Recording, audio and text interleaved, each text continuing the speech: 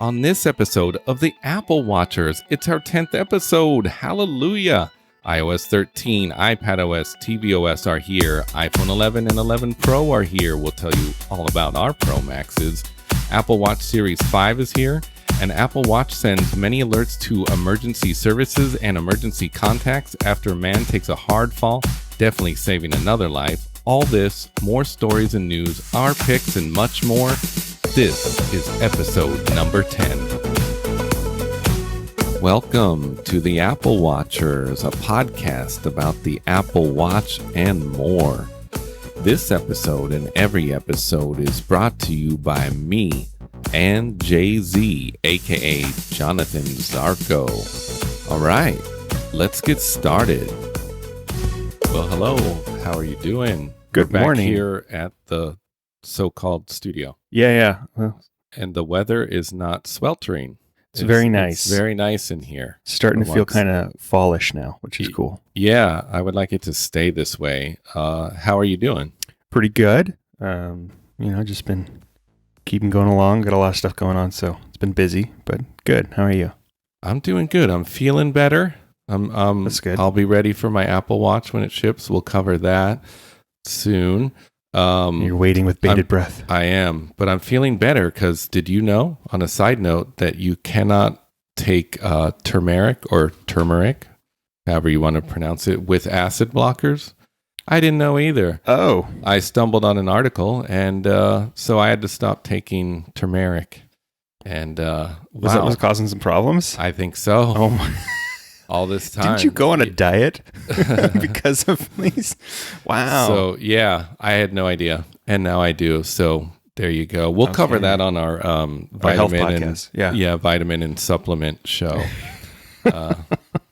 Anyways, why don't we dig in straight away? Let's start with some Apple Watch stories. We actually got a lot to cover today. So this story, we've covered a lot of these stories, and some people may find that they get kind of old, but this one does not. This is incredible. So we have his actual Facebook post. It's by a guy named Gabe Burdett, and his father. They're both mountain bikers, but his father took a serious fall. Let me just read the post.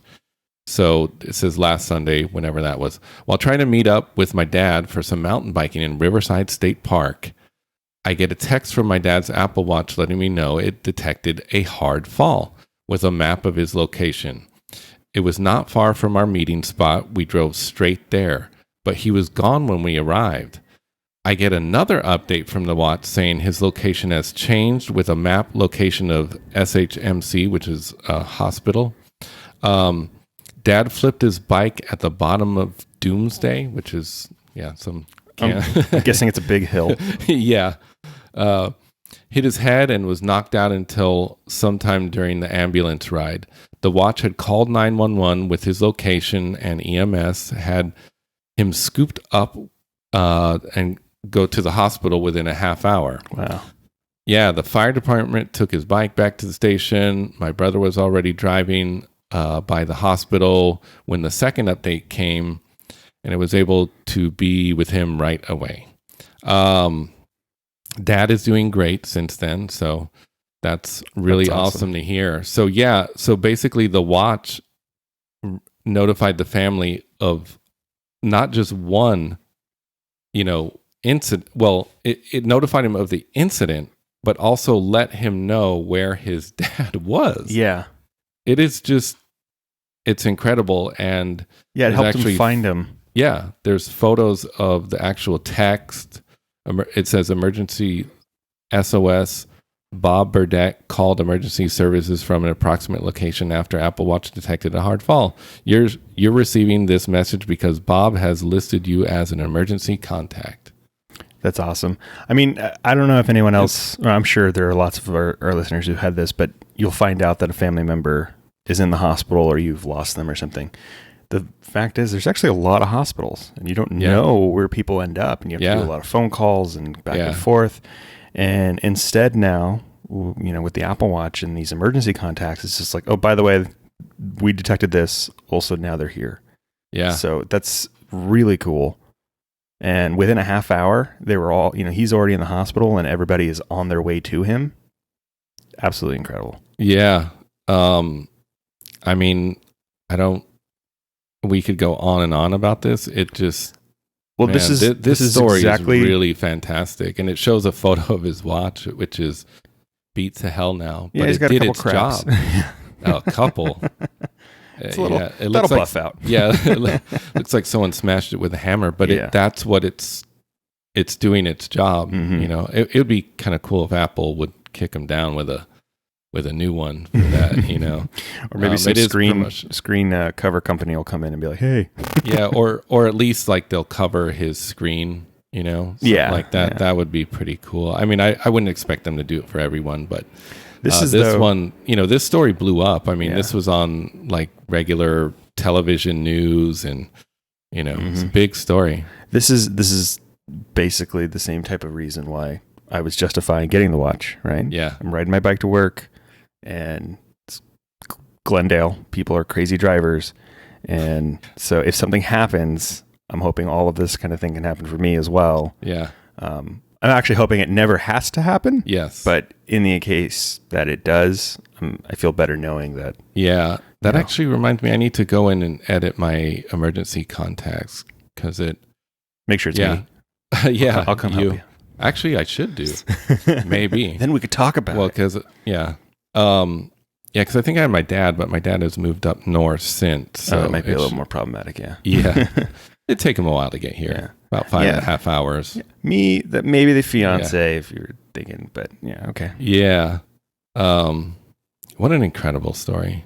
This makes me miss my Apple Watch. Well, it's coming. How many? Do you know how far? Yeah, because let me let people know too. I didn't know this, somehow slipped through the cracks there, but the Nike edition does not come out on the same day as the other. You're too bougie and advanced, man. Well, you know why I'm getting it? I want that reflective sport loop. And I think I mentioned this on the last episode, is you can pick bands now, but to an extent. So if when you purchase a watch, the price of the band is included. Mm-hmm. But you can't pick a Nike band if it's not the Nike case. So I get mine this Friday, and I'm very excited. So yeah, I'm doing this episode without an Apple Watch. Oh man, I don't know. Ooh, yeah, I got the Nokia watch on. It's decent. It just doesn't do everything. Mm-hmm. There's no fall detector on that guy. No, it's not the same. But so the Nike band, it has the reflective material and stuff on it, right? Mm-hmm. But did you see about these other patents that are coming out? Oh, yeah. Yeah. So, I mean, I feel like we cover these stories like probably every episode. I didn't get a chance to read through it too much, but basically these stories are just patents that might happen, and they grab these patents, but it's really pretty neat, could contain future Apple Watch bands could be embedded with gas sensors, visual output, audio touch input, and more. So that's pretty cool. Yeah, this is similar to what we've been talking about before, where the band is a lot of opportunity, Mm-hmm. right, for more functionality and more sensors. So I'm excited to see more of these patents being filed for them, because I'm just excited to see what else could be coming out of it. A gas sensor is kind of interesting. Yeah. I mean, they already have like the noise sensor, so I guess this seems like a natural progression. Yeah. And then visual output. So if your band could change colors. I've been seeing some interesting things too in like the fashion world with fabrics that can display, different graphics and things like that. I actually saw a Halloween mask recently, and it had like flexible ink. Yeah. And so the Watchmen character, Rorschach or whatever, where it's like ink on his face and it kind of moves and changes. It basically did that. But it was just a thing you could put on. So I'm interested to see, how those kinds of technologies end up translating into, things like Apple Watch bands and whatnot. Yeah. Touch input would be great as well. Sometimes, it's hard to scroll on a little screen on your wrist. So if I could be scrolling or something on the band itself, that'd be good. That may also allow them to do away with the crown, right? Don't do it. You like the crown? Absolutely, because it reminds me of an analog watch. I mean, that's nice and all. I love it, but let the past die, Kevin. Apple, don't listen to John. He's joking. No. Maybe make it an optional piece. Allow me to pop it out. I want to streamline, very thin. See, like this one, this watch here has it looks like a crown, but it's only a button. But I like being able to scroll. I mean, you could use it in this watch, but I like being able to scroll with it. I think they should keep it. And it gives it sort of a real watch look, sort of. Sort of. I don't need an old watch look. Yeah.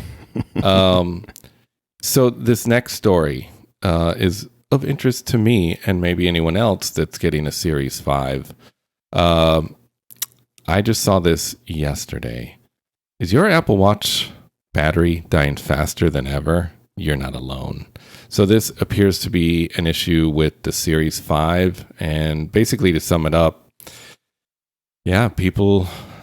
Twitter's lighting up. A lot of people posting they had 78% battery all the way down to 18% in 4 hours. Just a lot of people complaining. I wonder if there's any correlation to the size. If like the 44 is different than the... I don't know. One person pointed out too that hopefully they're correct. Hopefully it's just a software issue rather than hardware, because hardware would be a disaster. Yeah. Well, they can fix a lot of things. Yeah. So I'm hoping this is fixed before October 4th. When yours arrives. Yes. I'll have an update. Man, I would be pretty upset. I'd be pretty upset about that. In fact, I glossed over this story, but we should cover what is actually available in watchOS 6. Let me pull that up here. So for the 5 with the always on, I know that it dims it down, but I wonder if you can control how bright or dim it is on it too. And if they're giving an option to maybe allow it to not be dimmed, and maybe people have that set up that way, and so it's basically just always on all the time. Not to blame the user, because if your user can't figure out how to use your thing, that's not their fault. That's your fault as a designer. But like, I'm wondering if there is some additional education in there, or if it actually is an issue with just having pixels lit up all the time. Yeah. We'll see. I'll be able to review it, once I get it. And by the way, we both got phones. We'll go over that in a little bit, but we can review our units and discuss any issues. But so what's new in watchOS 6 if you're not familiar? And this can vary on which model you have. So if you have a Series 3 or 2, you might not get some of the faces, for example. So we have a lot of new watch faces. Enhanced Siri. That's pretty cool. What else we got here? Calculator. So that could be handy. That's one of those things too. Why didn't they have a calculator? It's almost like how the iPad didn't have a calculator. Why does the iPad not have battery saver mode? Yeah, that's also strange to me. I don't understand. Why can't I save battery on my iPad? It's bigger. It's got a bigger battery. You don't need to save anything. Yeah. So it might be that the systems that they disable when you put on low power mode, maybe don't actually have the same kind of battery saving effect on an iPad. I don't know. And so they're like, well, why are we going to put it in there if it's actually not saving any battery? Yeah. I don't know. I haven't checked to see the new watch faces on mine, on the Series 4. Oh, you did the update. Yeah. Oh, okay. I've noticed a couple of little things, but I haven't really dived into it. Mostly it's just I've also noticed some like minor UI updates in some of their apps. I'm trying to think of which one. Oh, like in the exercise app. You know, they just laid out things a little bit more intuitively, which is nice. Oh, okay. Yeah, I'm looking at a screenshot because I don't you don't have it yet. Yeah. But I haven't dived too deep into it. And at the end of the day, I mean, I have a lot of preferences already set up. Yeah. So as soon as it updated, it looked identical to what it was before because I have a custom face set up. So yeah. Have you checked out the App Store on the watch? I have not yet. Okay. No. Yeah, so that's new. Probably because I don't know how to swipe and scroll through a crown. I'm just kidding. Oh my God. Yeah, so that's new as well, as the App Store is actually on the watch now. Of course, we get cycle tracking, hearing health, that's new. So anything else I may be leaving out? I wish I had my Apple Watch to really dive in. I only have what I can read here. Yeah. Do you have anything else you've noticed or any bugs or? I haven't noticed any bugs. There is another feature called TikTok Tap Talk, but basically you can double tap on the face and it will tell you the time. It'll just read it out, which is kind of cool. You can also set it up so that it can do a like a vibration or a chime every hour, which is nice. Oh yeah. So you can help you kind of keep time in that. And then there's also an enhanced Siri on it. So because, you know, Siri's always listening, you can just ask a question, but you can also do things like, you know, what song is this? So if you're somewhere and there's music playing, it'll automatically use Siri and Shazam just off of your watch to kind of help find that. So nice little, you know, quick updates, things like that. Very cool. Very cool. Well, why don't we move on to some Apple stories? Why don't we start with our impressions? We both have the iPhone 11 Pro Max, and they're matching. They are midnight green. Yeah, midnight green. I actually really like this color. I wasn't too keen on all of the like soft kind of matte colors that they had for the 11s before with like the lilac and stuff. They're nice, but they're not my personal aesthetic. I like a more rich color. We got my wife an 11 in red, in the product red. Red, which is really nice. It is red. And it looks very similar to like the richness that the pros have. But what I really like about this midnight green is it's really only green in like highlight and reflection. Yeah. For the most part, it's pretty dark. And so it still matches everything else. But like in the light in here, you can see that it is green. But it's like a metallic military green almost, I guess is the best kind of way to describe it. I really like it. Yeah. It blends nicely into the black face. You know, yeah. So it doesn't feel like a jarring, like two different phones have been slapped together. Yeah. Yeah.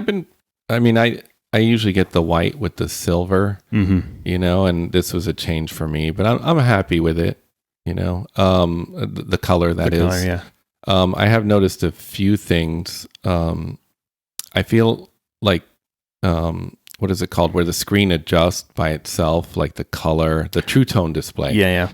I have noticed at work, it feels like it's a little more blue at work. I don't know if it's all the terrible artificial lighting or what's happening there, but it seems different than my 10s Max. See, I think I'm okay with it because I always used to feel like the True Tone pushed too far in the yellow. Huh. And I'd be like, well, I feel like I'm looking at an antiqued paper. But then I was just like, well, whatever. This is the environment I'm in. I have yellow lights around me. So I'm actually appreciating it a little bit more being on the bluer side, but I think that might just be a personal preference. Yeah.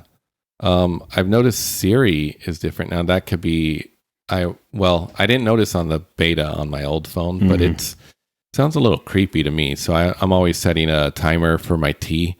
And so I'm usually across the room and I say, hey Siri, sorry if I set anyone's phone off there. And it replies with, and the first time I heard it, I was like, wow. Because, they've wanted it to sound more human as well. and it really sounded like a person in the room going, Oh, wow.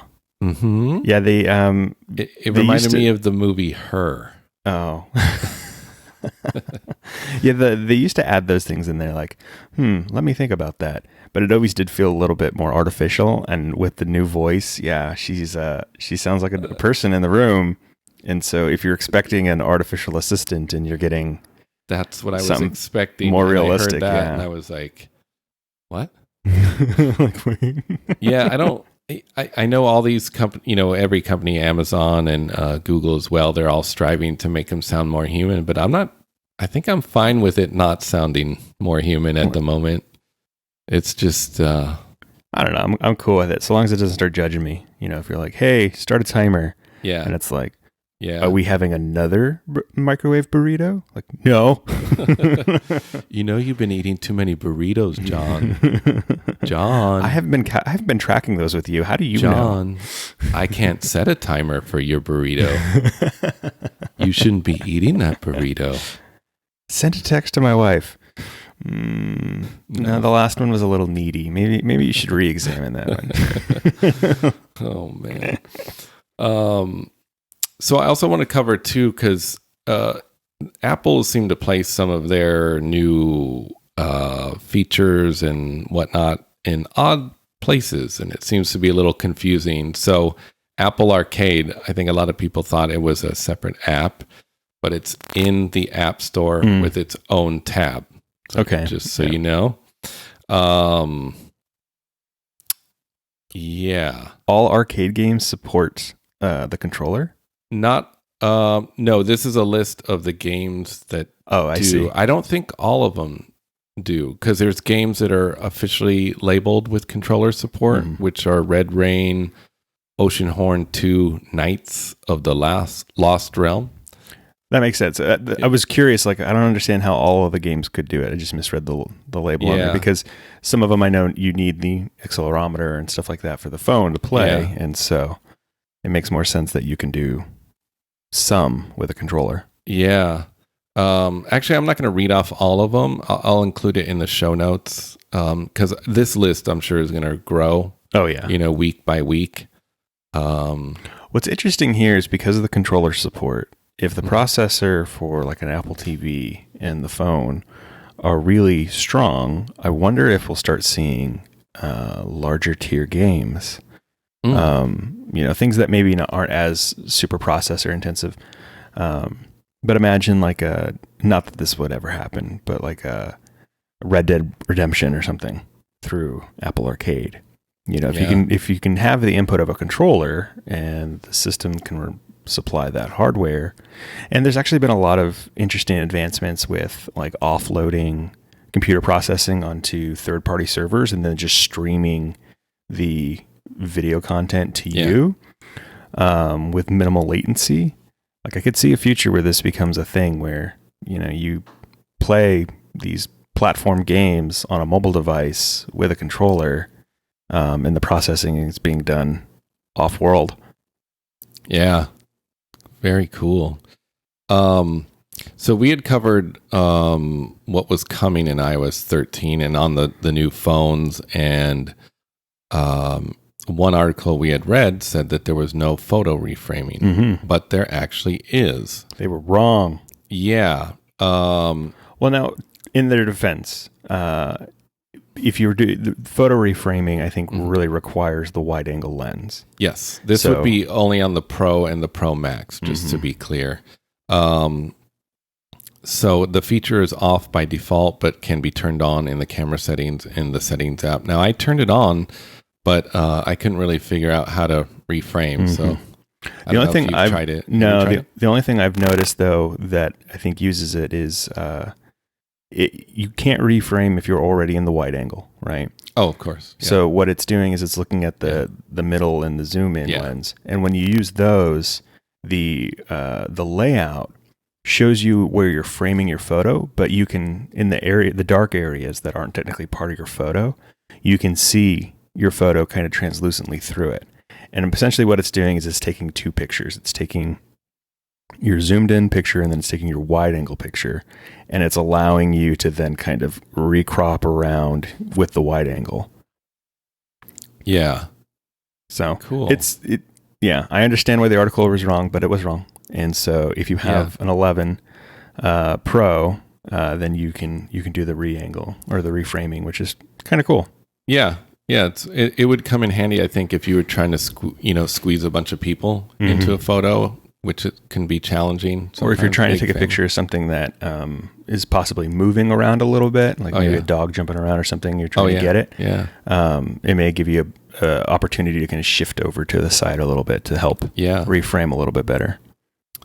Another thing too is just to point out, if you want to update apps on your phone, it's in a different spot as well now. It used to have its own tab, and now you click on your profile in the App Store, and that's where you update your apps. Yeah. So in case anyone was wondering where to find it in iOS 13, because it's a little hidden, which is kind of cool. Yeah, I don't think there's a lot of people that were manually updating apps. Most people are kind of on the auto update, so I understand them taking it and hiding it a little bit. Yeah, I think it's better hidden. And of course... you have to make room for Arcade Man. That's right. And of course, iOS 13 is available for pretty much everyone. It depends on what phone or device you have. Some will not take it. But they released 13.1 on the 24th, and then now 3 days after, they've released 13.1.1, which appears to just be security type updates, I believe. Yeah, I think it does have the part of their privacy and security thing that they've been doing is the new sign in with Apple. So for those who aren't aware, they're trying to kind of do what you can do with like Facebook, where you can sign into sites and places and apps with Facebook. Now you'll be able to do that with your Apple account. And it's much more secure because they're not sharing your data. And they're auto-generating. They can even set it up to auto-generate an email address that only works for that website. And so if all of a sudden you start getting spam to that email, you can just disable it and it's not actually emailing your real email address, which is nice. There also is an option for a HomeKit secure video. So you can do camera storage on your device. So the footage from the home security cameras contained, your most personal sensitive data. So they designed an end-to-end encrypted system where your video is stored securely to iCloud, where only you and the people you invite to your home app can view it. And it's free with iCloud. So it doesn't have to count, and it doesn't count against your storage plan. Yeah. So part of the whole Internet of Things and trying to get people to use HomeKit now, this is kind of a cool thing. It's a way to start working, like against the Ring competitors and stuff like that. Yeah, let me go over some of the features too that are in iOS 13. Because if you're thinking about updating and your phone or device can take it, you might want to. But a few kind of cool things: share ETA and Maps in Apple Maps. Maps in general have been updated and are really cool. Yeah, you've used it. I haven't really been using it. I used it on the way here, and there is a new feature that's kind of interesting where when you set a destination, it highlights the stop signs and traffic lights. And Siri starts using those as the reference points for you in taking directions, which when you think about it, if you're driving somewhere you're not familiar with, getting the control of, turn right on Verdugo Road, you don't necessarily know that the road in front of you is Verdugo. You have to kind of look at the map, look for the sign, try to kind of, extrapolate that data. And instead now it says, at the light, turn right. Or it'll even say, at the light, turn right on Verdugo. So you get both aspects of it. But it's a much more conversational and easier to understand to just go in and I see the light and turn right there. And it's kind of funny to see little lights or stop signs on the map itself. I also did use the inform people of your ETA. And it just sends a text message that it's written like it's coming from you. And it says, hey, I'm on my way. I'm sharing my location with you. I should arrive by X time. And then when you get within a threshold, it says, I'm nearby. And it was super helpful. We were running late to dinner with some people, and I was able to tell them that we were on the way. And so when I got there, they were just hanging out at the bar, and Super cool. And then, there's the other feature they have is the new 3D experience with it's essentially it's Street View from Google, right? Yeah. But you can basically do a whole little AR 360 around different cities. Now, the thing I noticed is currently I can only find it in select cities. It's not in a lot of places. Everywhere. No. I think by 2020 they're supposed to have them everywhere within the US. So by the end of this year, we should start seeing it in more places. But right now they have it in San Francisco and in Las Vegas. So if you have iOS 13 installed and you want to play with it, just go to Vegas in the maps. At least it gives you something interesting to look at. Yeah. But once you're there, another icon will pop up in the corner, and it's like these little binoculars. And if you tap on it, it opens up a window that is a 360 view, and you can, move around within it, tapping on the glass. You can make it go full screen and kind of move around that way. But what I like about it is how you move. I think it's a much better design system than what Google does. So Google has the little blue line that's kind of running on the streets, and you have to swipe on it, and it carries you through it. With the Apple version, when you have both the map up and the AR experience up, you just move the map around underneath it. And as you do that, it automatically moves you to that point. And I literally struggled with this on Google Maps yesterday, where sometimes those blue lines intersect and it kind of glitches. Because again, they're not manually making those lines happen. They're using algorithms to kind of make them. And it's not always perfect. And I couldn't get it to turn right at a point where I needed it to. Yeah. I rather left. I don't know why right seemed to be easier to do than left turns.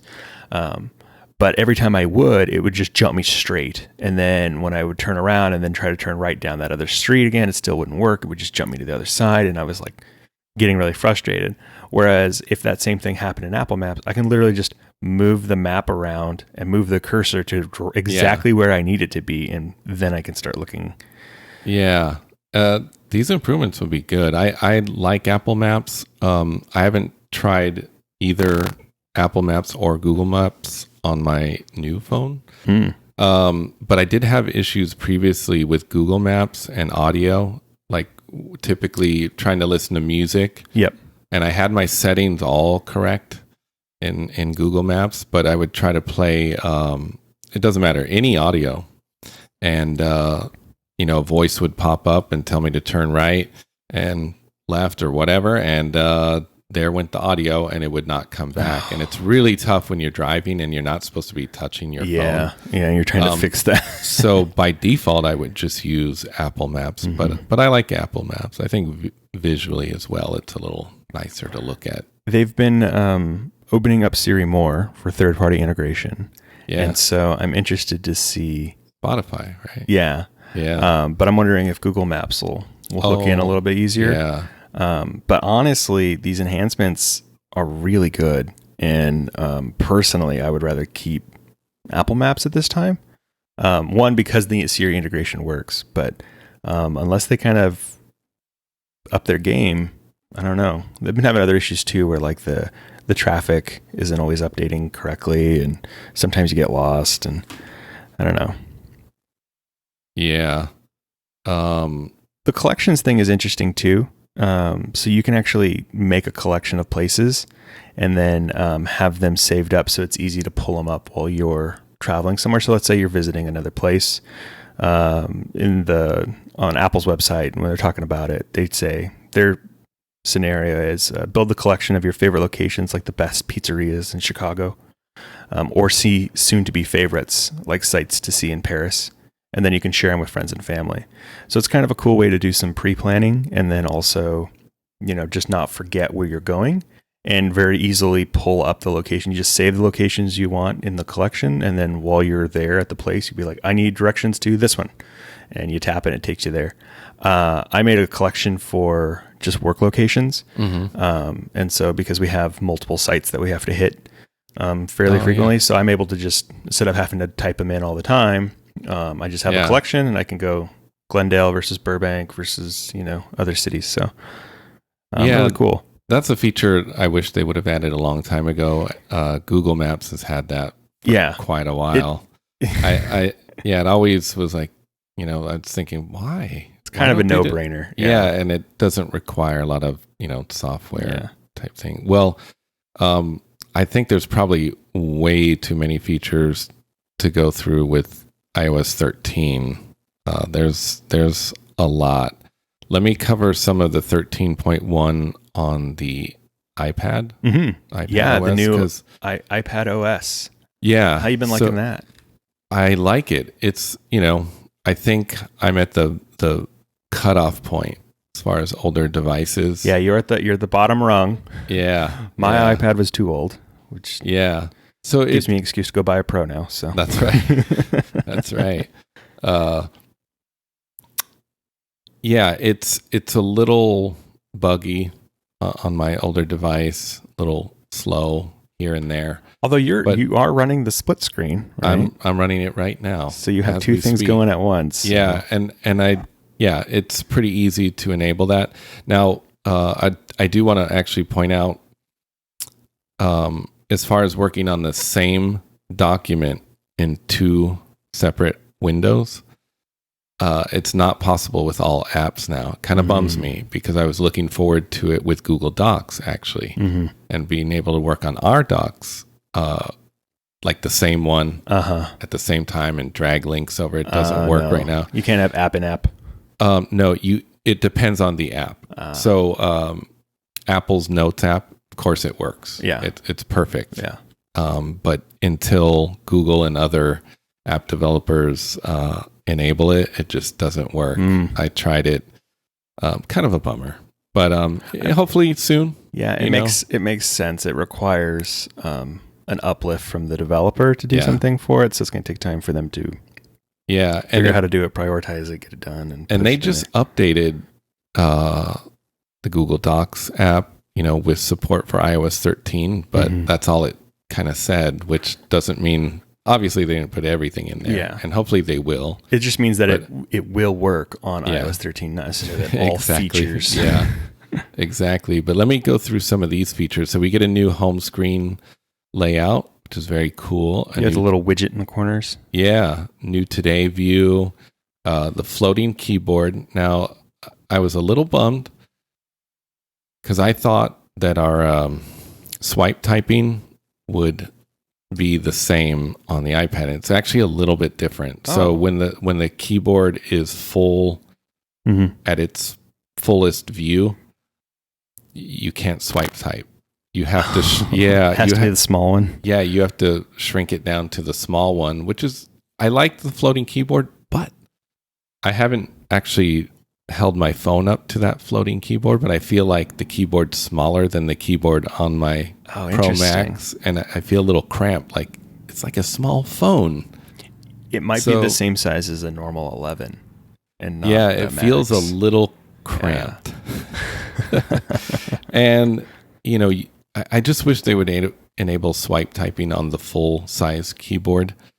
So you could be swiping across the entire glass. Well, that's the way it worked with Gboard and any other swipe typing apps or keyboard apps. It's been like that, and I never had an issue with it. I mean, it is a little weird, but I think they should at least enable it and make it a choice. So you get the floating keyboard, desktop class browser. That's pretty cool. You can download from Safari. That's amazing. More keyboard shortcuts. You can install and manage fonts. We get multitasking enhancements now. Multiple fonts is cool too. Yeah. Be able to download and install. That's nice. Yeah, that's really great.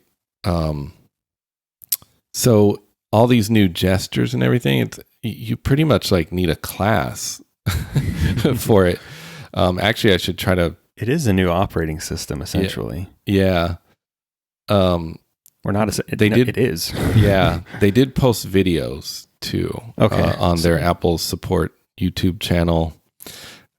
That helps though, because there's a lot of little tricks. I don't know if you remember that WWDC where the guy was trying to pinch and the three fingers, and it didn't work. Yeah, trust me, it's like that. Oh. It's a little tricky. There's probably a nuance to it. You have to be able to hit, and then you can get it, but it probably has a little bit of a learning curve. It does, definitely. We get file app enhancements. Of course, you can drag files in, from external drives now. That's nice. With an adapter on certain devices. Depends on what device you have. Photos improvement. Same on the iPad. Reduced Apple Pencil latency. Full page screenshots with markup. Of course, dark mode. Love dark mode. Yeah, home screen shortcuts. That's the bulk of it. I mean, that's really the bulk of. They didn't really drastically change it from how iOS kind of works, and part of that, I'm sure, is by design, right? You don't want to have, even within the enhancements they did, you can't figure out how to do everything right off the bat. So if it was completely different, this is a very steep learning curve. So having something similar was kind of a smart move. Yeah. Last thing I want to go over is some of the features in tvOS. Yeah, super excited about this too. Yeah, all new screensavers. I haven't dived into those yet. Full screen previews when you turn it on. I believe there's a way to turn off that as well, because some people are very annoyed by it. Support for Xbox and PlayStation controllers. That's very cool. Yeah, and they had to do that Arcade. with Apple Arcade. Of course, we get Apple Arcade on the Apple TV. We get multi-user support, which is kind of cool. That way, a person can have probably whatever apps they want. Yeah, and then it's also giving recommendations for programming, and so it's based off of what you've watched before. Yeah. I think that's really important when you have wildly different tastes than, like a roommate or a spouse or your kids. Yeah. It's kind of a nice feature. Yeah. But see, I want like an Apple TV that has a little camera on it that detects that it's me and then signs me in automatically, or detects that it's my wife and signs her in automatically. Because like even right now on Netflix, it still asks you, which account do you want to use? My wife still uses mine. So I'm getting like, all of these romantic comedy. Yeah. And baking shows and stuff like that, which I like watching too, but it does skew. It's like, you like, Always Be My Maybe and Family Guy. And so it's giving me weird. And if you had kids, it would be all over the place. Yeah. So yeah, or I guess Family Guy's Hulu, cool. But still, dumb comedies. Yeah. Control Center comes to the Apple TV. That's kind of cool. And customize Apple Music, playlist. And I believe lyrics too as well. Oh, that's which nice. is kind of cool because that was already coming to the phone. See, I had that. I have that on Spotify, and I have a Spotify app on my smart TV. It does the same kind of thing. And it's funny because you'll have like music and things playing in the background, and it's showing the lyrics as they're coming up. And actually, we had some people over last weekend, and there was a whole conversation about like, oh, that's what that line is. Yeah. So even correcting things later on, it's kind of fun. All right, well, let's move on to a few Apple stories. So Apple, to make the new MacBook Pro computer, Mac Pro. I said MacBook, didn't I? Yeah, no. Yeah, Mac Pro, let me be very clear, is going to be made in the U.S. after tariff exemption. So this had more to do with a lot of the components that they use in it. We're starting making cheese graters in States again. It's good. This is actually good news, especially if they can keep it at the price point, because I think we're aware it starts at $6,000, which is... And they go up. Yeah, they go I'm up. hoping that means their profit scales. So... Yeah, this is good news, Tim Cook's been working a lot with our president and trying to make this happen. So this is actually good news. I must just be ignorant of how like tariffs and things work, but wouldn't making it in the States make it exempt from tariffs? The problem is, because I work for a company that makes electronics, you're getting components that are from overseas, and some of the components that we actually get have had tariffs, and it's really tough for the owners, to try to keep the same price point. So in exchange for relief from the tariffs for the components, assembling them here, keeping some jobs. Yeah. Well, our it's good. It's good to have jobs, more jobs in America. Our president wants that. And Tim Cook probably pushed, well, hey, how about let's have all these components exempt so that, because it starts at $6,000. Well, I think there was also some other discussions around other companies that were getting exemptions for similar pieces and products too. Yes. So there is a little bit of like if this is going to be exempt, then this also should be exempt, but we can make it a little easier by, we want to have some parts assembled here. And so if we can save money on a tariff, then that allows us to afford to pay for, an American assemblyman. Yeah. So this is good news, very good. So we had mentioned on a previous episode that independent shops now can work on iDevices. Best Buy can do it now. And I pointed out, well, what if these guys tell you they're putting a genuine Apple display, but it's not? Well, our prayers have been answered, because apparently on the iPhone 11 and the 11 Pro, it will show a warning of non-genuine Apple display if used for repairs. I think it actually covers the battery as well. And there will be some kind of warning. I think you can actually disable it after a while, but it kind of notifies you for, I think, like a month. Yeah, it looks like it comes up in the About section. Yeah. And then it just says unable to verify this iPhone has a genuine Apple display. Yeah. So that's kind of cool. I'm glad it's not like just continually coming up. But you can go and check it after you get your phone fixed somewhere else. This also means, though, that if you are replacing a screen or something for, to say if you're on like a plan where you have to return a phone and then you get a new one or something, it does protect the companies, because if somebody has put in a cheap display or something, it's going to also come up there. So. Yeah, that's true. Hopefully it works correctly too, because I don't know if you've ever dealt with a printer before. And I've put in genuine ink, and then it tells me it's not genuine ink. I'm like, really? But printers are an entirely different animal. Yeah. See, ink shouldn't be digitally or rights managed. If you've seen Office Space, there's a reason they made that scene where they beat the printer to death. There's a reason for that. Everyone at one point has wanted to do that. Yes. Because every time you need the printer, it doesn't work. Moving on. Apple is considering using the iconic logo on the back of the phone as a notification light. And there's a patent suggesting that. Now, I think this is cool. I guess. I mean, I don't use that. My dad actually uses the little the light. Yeah, the flashlight. The flashing light. I don't know. See, some people dig it. Yeah. I actually think that flashing light is really disruptive. Yeah. And people do it because they don't want to have a vibration noise or a chime, right? And so they do it to be like, oh, it's less subtle.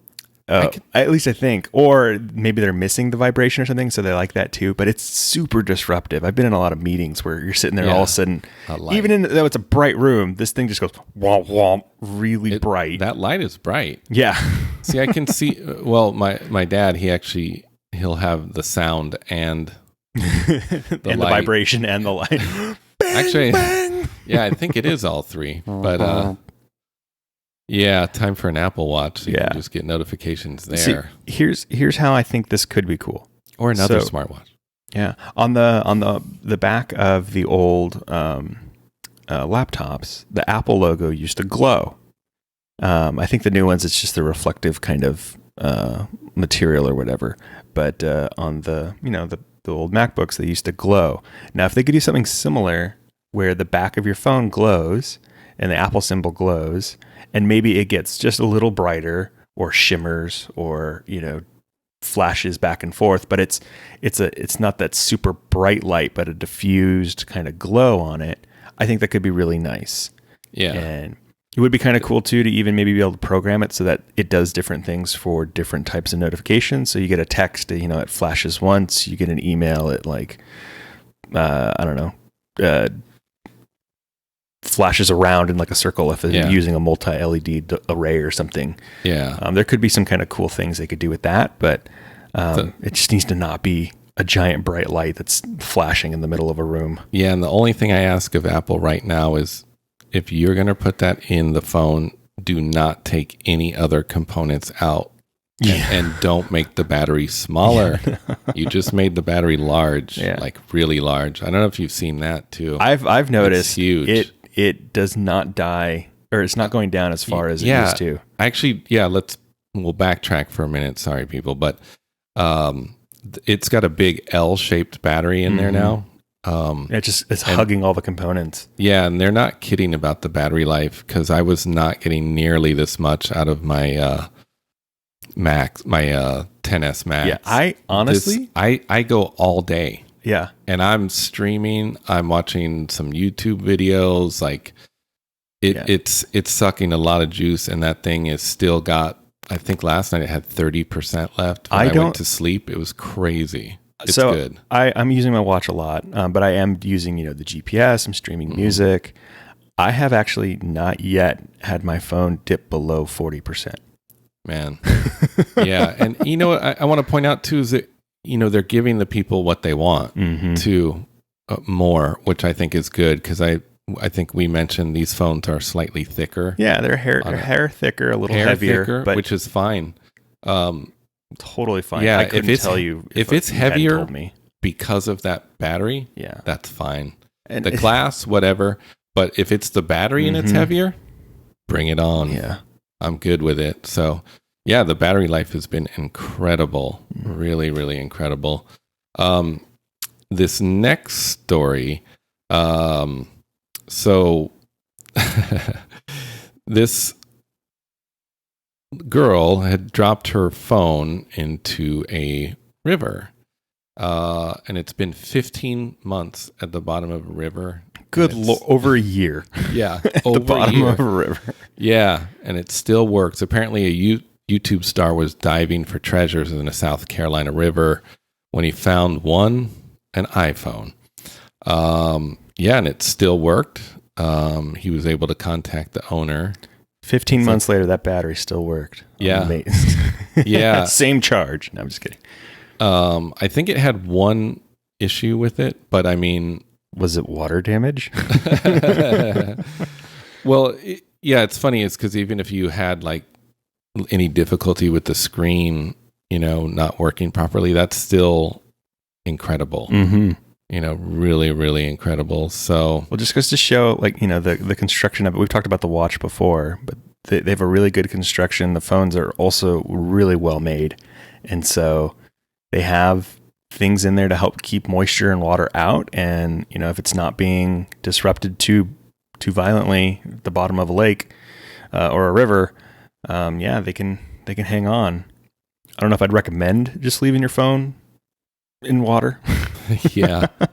But that's really cool. Yeah, that's amazing.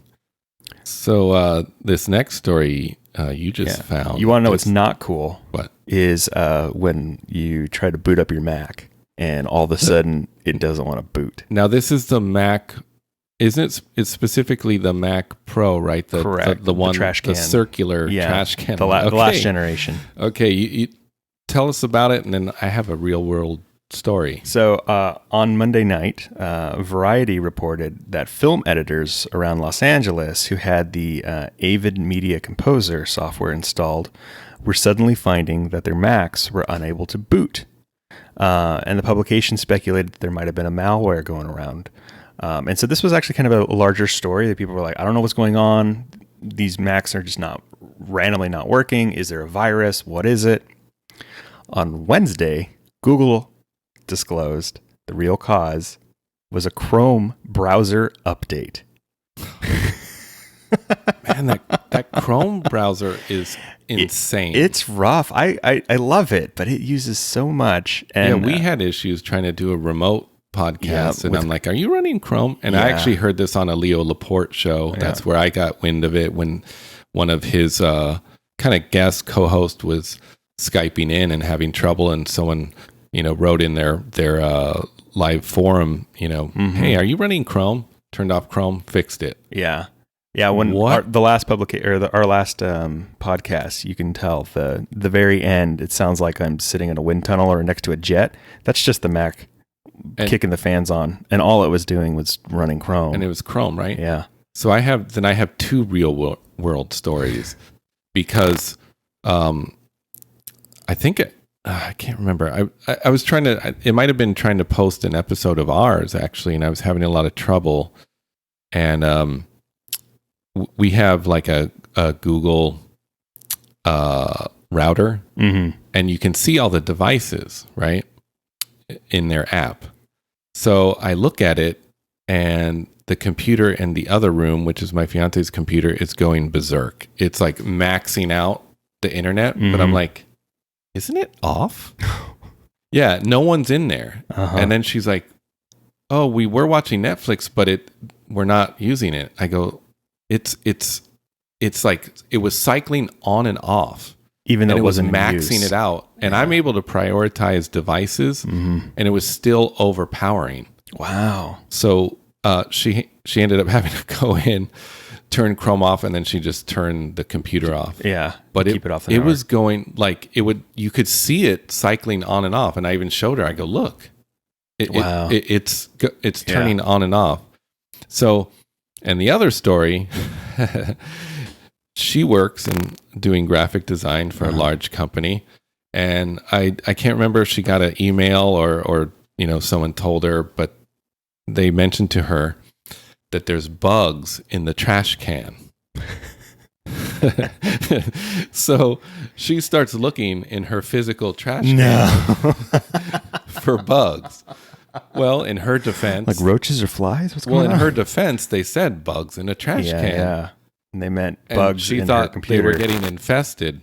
But she has the Mac Pro trash can, and that turns out that's what they meant. Oh gosh! And so she was hit with this, and they were having a lot of issues. She actually didn't get into telling me everything, but they were having some issues. Well, so just for those that may be listening, specifically, it's a new version of Chrome's Keystone Updater that caused all the Macs to stop rebooting. And it's when the update was installed on Macs that had disabled a security feature known as system integration or integrity prevention, and met a couple other different conditions. A crucial part of the Mac system file would get damaged. So if you have, just because you have, a trash can Mac and we're using Chrome, doesn't automatically mean that your computer is going to stop booting up. And in fact, it's partly because certain softwares work better if this security feature, the system integrity prevention, is disabled. The Avid Media Composer being one of them. It allowed Chrome to corrupt the file that made it so they didn't boot. So Google has rolled back, stopped doing the updates. There's a patch out there to fix everything. But it's not something you think about, that your web browser is going to be able to affect your system. I deleted it from my MacBook Pro, deleted Chrome, because I had actually like 3 browsers. I'm like, I don't need 3. Well, Chrome's going to be the first one to go right now because this computer's a little older. Firefox really runs pretty light, so I've been using that instead, just for my personal preference. Chrome is still my de facto, go-to. I don't know how much of that is still just habit from hitting it. I do like being able to share, profile across multiple computers, so I have the same Chrome experience at home as I do at work. But like on my phone, I still use Safari. And so it really is just, what am I conditioned to use per device? Yeah. If it keeps causing problems, then I will start to, migrate to other things. Safari is my automatic default if Chrome is giving me something weird. And so if like a cache isn't clearing out because I'm doing testing for a website or something's being weird, I'll jump to Safari automatically. But it's still not my default. Yeah. Maybe I should just switch it over and see what happens. Yeah, maybe. So why don't we move on to what's included in our For Your Entertainment section for this episode. So see the iPhone 11 Pro's 4K camera in action with impressive footage from Sequoia National Park. If you haven't seen this yet, gorgeous. Yeah, it's pretty awesome. They put, this mesmerizing music to it. I think that's part of it too. But it's for a phone, the video is pretty incredible. Yeah, it's stunning. I haven't really played with video yet on it, but I was really impressed with the video that they showed at the keynote. That whole thing with the cars. The entire thing was shot on the phone. Absolutely fantastic. Yeah. So it's really worth checking out. The footage is spectacular. They get into a lot of detail, like showing, the piece of wood that's been, fell over and it's all exposed with all these points sticking out. And it's really incredible. It's really great. So we'll put that, of course, in the show notes. The other thing, Marketplace Tech Podcast. This is a podcast that I listen to every day, but this episode had Lisa Jackson on it. Who's Lisa Jackson? Lisa Jackson is Apple's VP of Environment, Policy, and Social Initiatives. A little of her background, too. She's a chemical engineer by training and has a master's in engineering. Also, she was former EPA director for the Obama administration. So in this episode, she gets into covering, how they want to make their devices use more recycled materials. Yeah. Stuff like that. Really good initiative because there's a lot of rare earth metals that are in phones. Yeah. And we just keep kind of mining for it. Yeah. This episode's interesting because it made me kind of feel guilty for upgrading. Because she even said, we offer our operating systems to everyone, updated every year, which essentially makes your device like new, so you don't need to upgrade. And then I scratched my head going, what? But you wanted me to upgrade. Yeah. But I wanted to upgrade. Okay. But I'm pretty sure on the flip side that the phone that I'll be sending back will go to good use. I think those typically might be used for when someone brings in a defective device. Yeah, they do a refurb. A new one. Yeah, or sold as a refurb. So I don't, obviously, please, that old phone's not going to a landfill. No, not at all. Because it's a year old and it runs incredible. Well, and depending on the place too, some places will clean them up and then ship them off to other parts in the world. So other people are able to, get these devices essentially secondhand, but cleaned up and supported better. And then also, what was it, 5 or 6 years ago when Apple introduced that crazy little robot that rips the faces off of iPhones? Oh, yeah. So they could easily get into the components on the inside. There's a lot of materials that they're able to pull back out, recycle, and reuse. Yeah. It's a really great episode. The podcast itself is actually very good, but this episode is particularly good because it's with Lisa Jackson. Why don't we move on to our picks? All right. So mine's going to be a little different. It's not an app this week. Mine is going to be Apple support because I've dealt with them a lot lately, and actually my fiance dealt with them too. So you and I have been using Apple devices for quite a long time, and I've seen Apple support kind of go up and down. And what I mean first by Apple support is whether you're going to an Apple store or calling in. I've definitely had some issues over the years. People not being helpful. I've even had a girl, when I had a phone that the actual speaker was rattling, and she tried to say, well, speakers vibrate and they move. And I was like, oh, really? No, don't go there. Because, it was making a audible rattling sound, which speakers don't do.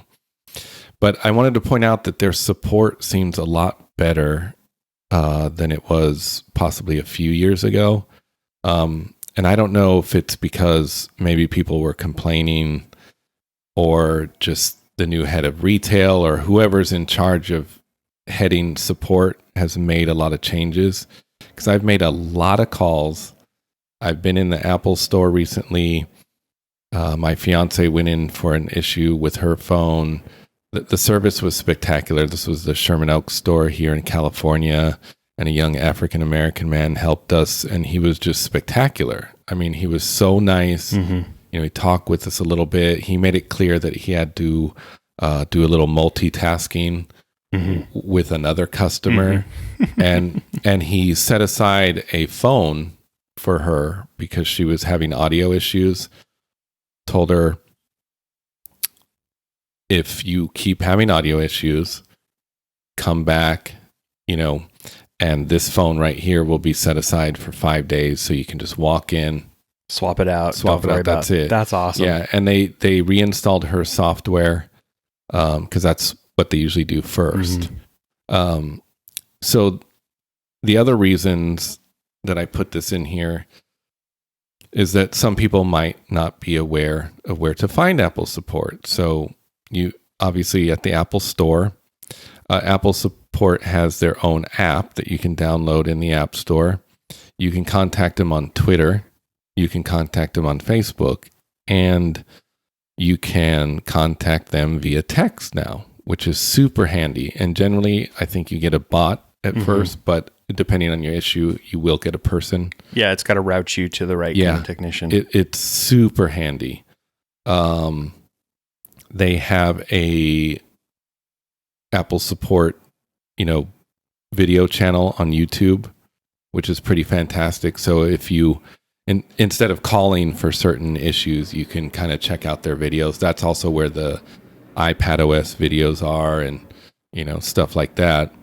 And they have a phone number, of course, too. Just straight call. You can call. Yeah. And I've called quite a bit recently with some issues, and they've been super helpful, super patient, really informative.